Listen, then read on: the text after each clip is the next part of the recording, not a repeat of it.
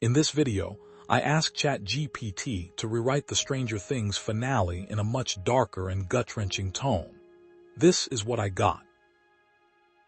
Part 1. The night Hawkins finally broke. There are towns that survive disasters. And then there are towns that never really come back. Hawkins, Indiana, was the second kind. For years, people thought the town was cursed. Kids went missing. Fires started without reason. Earthquakes split streets that had stood for decades. But the truth was worse. Hawkins wasn't cursed. It was chosen. The sky that never healed. The finale begins not with a battle, but with quiet. The red lightning above Hawkins doesn't strike anymore. It just hangs there, frozen, pulsing, like a wound that refuses to close. Ash falls like snow. Cars sit abandoned in the streets, doors open, radios still playing the same emergency broadcast on an endless loop. Inside the ruins of the high school gym, the group stands together. Older now. Tired. Bleeding in places no bandage can reach. They've won before. But this time, nobody is celebrating. Because the upside down hasn't retreated. It has merged. 11 knows the truth, but doesn't say it yet. 11 stands slightly apart from the others. Her nose bleeds, not from strain, but from fear. She can still feel him. Vecna isn't hiding anymore. He isn't waiting. He's everywhere. She touches the ground and flinches. The world beneath Hawkins is no longer separate. The roots of the upside down have grown into the town's foundations. If Vecna dies here, so does Hawkins. And if Hawkins dies, so does everyone in it. She doesn't say this out loud. Not yet. Dustin and the weight of survival. Dustin sits on the gym floor, helmet beside him, hands shaking. Everyone he loved in this war paid a price. Eddie. Max barely alive, trapped in her own mind. So many others who didn't get songs written about them. Survivor's guilt clings to him harder than fear ever did. He mutters almost to himself. We keep winning, but it keeps costing more. No one disagrees. The plan that feels like a lie. The plan is simple. That's how you know it's wrong. Vecna has anchored himself beneath Hawkins' library, the first place knowledge was weaponized against him. If they sever the anchor points, the roots spreading through town, 11 can confront him directly. Mike asks the question everyone is afraid to say. And if that doesn't work? Silence. Then Hopper answers. Then we buy time. He doesn't say how much. He doesn't say for whom. Hawkins fights back and loses. As night falls, the town begins to fight. Not soldiers. Not heroes. Just people. Former police officers. Parents. Teenagers who grew up too fast. They light fires.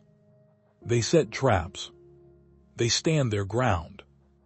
And one by one, they fall. The upside down doesn't attack like an army. It reclaims. Vines rip through houses. Walls bleed. People disappear mid-scream, dragged into shadows that weren't there seconds ago. This isn't a battle. It's an extinction event.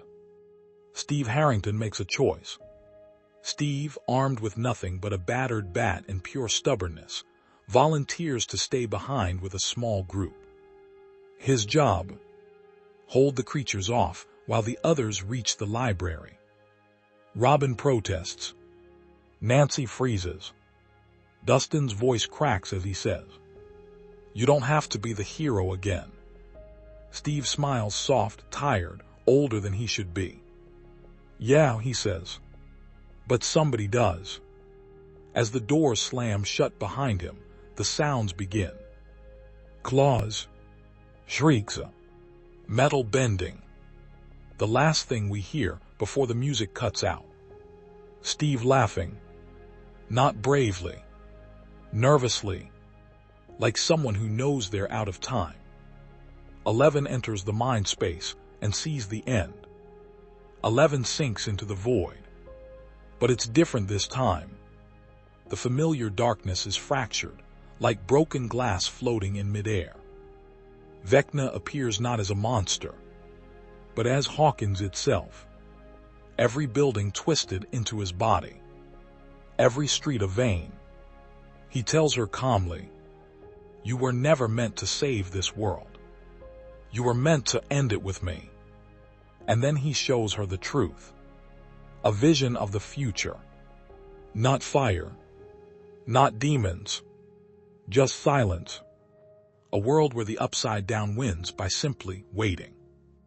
11 screams. And for the first time, the void screams back. Part 2, the cost of being brave. The library stands at the center of Hawkins like a memory no one wants to revisit. Its stone walls are cracked, vines creeping through shattered windows like fingers searching for something to choke. This is where it ends. Or so they hope. Steve Harrington's last stand off-screen and worse for it. They never show us Steve's death. And that makes it unbearable. As the others run, the sounds behind them tell the story better than any image could. The thud of his bat connecting. The roar of creatures recoiling. Steve shouting orders like it's just another bad night. Then silence. Not dramatic silence. Empty silence. Robin stops running first. She knows. She turns back, and Hopper has to physically restrain her. Nancy doesn't cry. Not yet. She just stares forward, jaw clenched, like if she looks back, she'll shatter. Dustin whispers something no one hears. Later, they'll realize he was saying thank you. Hopper faces the lie he's been telling himself. Inside the library basement, Hopper loads his gun. One last magazine. He's known this day was coming. Every monster he's ever fought has taken something from him. A daughter. A family. A chance at peace. He looks at 11, really looks at her. Not the weapon. Not the miracle. Just a kid who never got to grow up. I promised you I'd keep you safe, he says quietly. Guess I was lying. 11 shakes her head. No, she says. You kept me alive long enough to choose. That's when Hopper understands. This isn't about saving Hawkins. It's about ending the cycle. Max's mind is still there, but it's breaking. Lucas hasn't left Max's side. Her body lies still, machines humming softly in the abandoned clinic.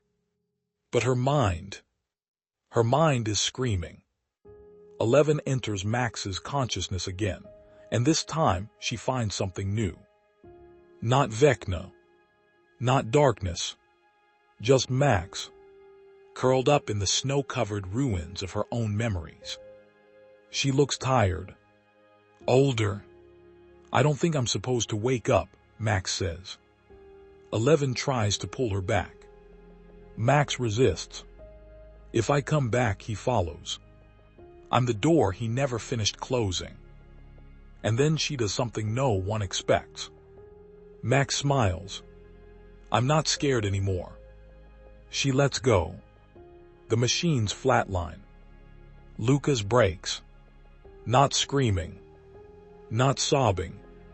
Just collapsing, like someone whose bones were removed all at once. The truth comes out. Back in the library, 11 finally says it. The thing she's been carrying alone. If I kill Vecna, Hawkins dies. No metaphors. No softening the blow. The town is the anchor. Destroying him means destroying everything connected to him.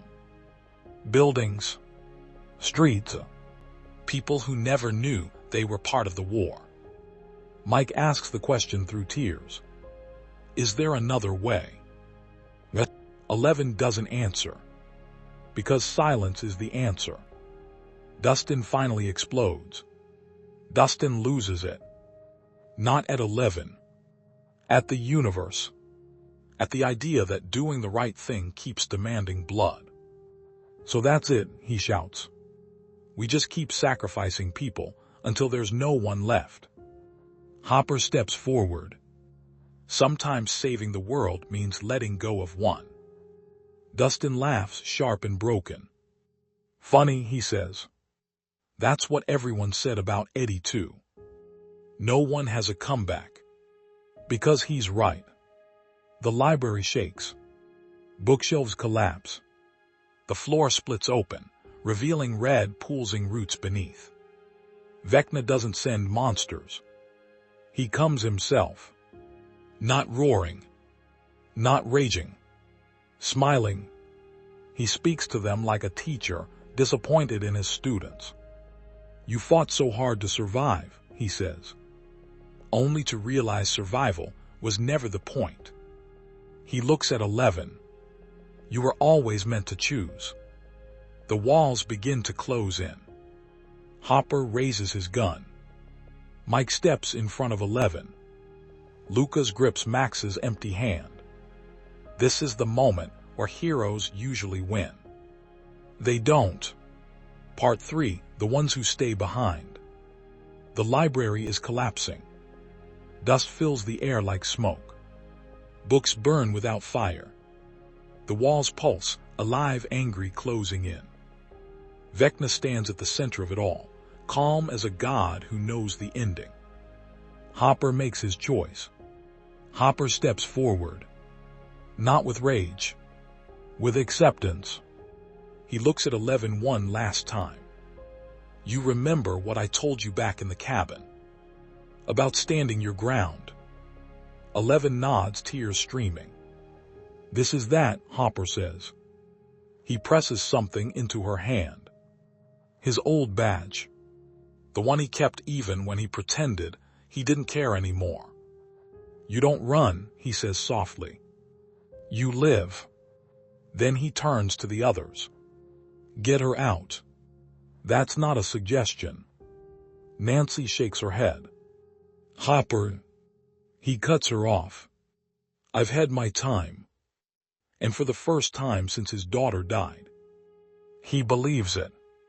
The plan no one agrees with. Hopper knows something they don't. The underground gas lines beneath the library are still active. If he overloads the system, it won't just kill Vecna's physical form. It'll collapse the anchor point. Permanently. But the blast radius will take him too. 11 realizes what he's doing. I can't lose you, she sobs. Hopper smiles, small, gentle, devastating. You already learned how to survive without me. And then he locks the door behind them. Nancy and Robin hold the line. As Mike drags 11 away, Nancy and Robin turn back. Not heroes. Not martyrs. Just two people refusing to let someone die alone. They open fire on the approaching creatures. Bullets slow them. Fire pushes them back. Robin laughs through tears. We were supposed to get out of this town together. Nancy replies without looking at her. Maybe we still will. They don't say what they both understand. Some promises aren't meant to be kept. Hopper versus Vecna, man versus memory. Vecna turns to Hopper, almost amused. You think dying will make you a hero? Hopper raises his gun. No, he says. I think it'll make me a father. Vecna reaches into Hopper's mind. Shows him Sarah. Her hospital bed. The beeping monitor. The moment Hopper looked away. For a second, Hopper almost breaks. Then he does something unexpected. He smiles. I remember her laugh, he says. You don't get to take that. He fires. Not at Vecna. At the pipes. The explosion. The blast rips through the library like a scream. Fire, concrete, light. Nancy and Robin are thrown clear, battered but alive. The ground caves in. Vecna's body burns. But he doesn't die. Not yet. His scream isn't rage. It's fear. Because for the first time, he feels pain he didn't choose. 11's breaking point. Outside, 11 collapses. The shockwave knocks her unconscious. She wakes in the void. But it's different now. Vecna is wounded. The town is destabilizing. This is her chance. She stands in front of him, trembling, bleeding, furious. "You took everything from us," she says. Vecna sneers. "You gave it willingly." 11 closes her eyes. And then she does something new. She doesn't attack. She lets go. She releases every memory he feeds on. Every guilt. Every fear. Every loss. She starves him. Vecna screams as his world begins to crumble. The choice no one survives unchanged. But the cost becomes clear. The upside down starts collapsing into Hawkins. Buildings fold in on themselves. Streets split wide open. The town begins to die. 11 understands. There's only one way to stop it. She has to stay behind. Anchor the collapse. From the inside, Mike finds her. "I'm not leaving you," he says. 11 touches his face. "You already saved me," she whispers. "Now let me save you." She pushes him away with the last of her strength. The rift seals. 11 is gone. Part 4, What We Leave Behind. The world doesn't end. That's the cruel part. It just keeps going. Hawkins after the war. Morning comes to Hawkins for the first time in years without red lightning. The sky is blue. Too blue. Entire blocks are gone, swallowed into sinkholes that will never be filled. The government arrives late, as always. They call it a natural disaster. They seal off the ruins. They tell the survivors to move on. No one ever mentions the upside down again. But the ground still hums if you stand still long enough. Funerals that feel too small. They bury Hopper first. No body. Just a coffin with his badge resting on top. Joyce stands alone. She doesn't cry. She's already done all her crying. Dustin gives the eulogy for Steve. His voice shakes, but he doesn't stop. Steve Harrington taught us that you don't have to be smart or strong to be brave. You just have to stay when it matters. Robin breaks down halfway through. Nancy holds her. Neither of them let go. They don't show Max's funeral. Just Lucas sitting on her bed, holding her headphones, listening to silence. The world moves on, but they don't. Months pass. Mike stops talking. Not completely. Just carefully. Like every word costs something. Nancy leaves Hawkins. She becomes a reporter, not chasing monsters, just truth. Robin moves to a city where no one knows her past. She still flinches at static. Dustin goes back to school. Everyone treats him like a kid again. They have no idea how heavy his backpack really is. The last campaign. One night, Dustin sets up the table. Maps, dice, miniatures. The old campaign. He waits. No one comes. So he plays anyway. He narrates out loud, voices cracking, hands shaking. The party reaches the end of the dungeon. He stops. Swallows. They don't all make it. He rolls the dice one last time. And smiles. Because this time, the ending makes sense. The truth about 11.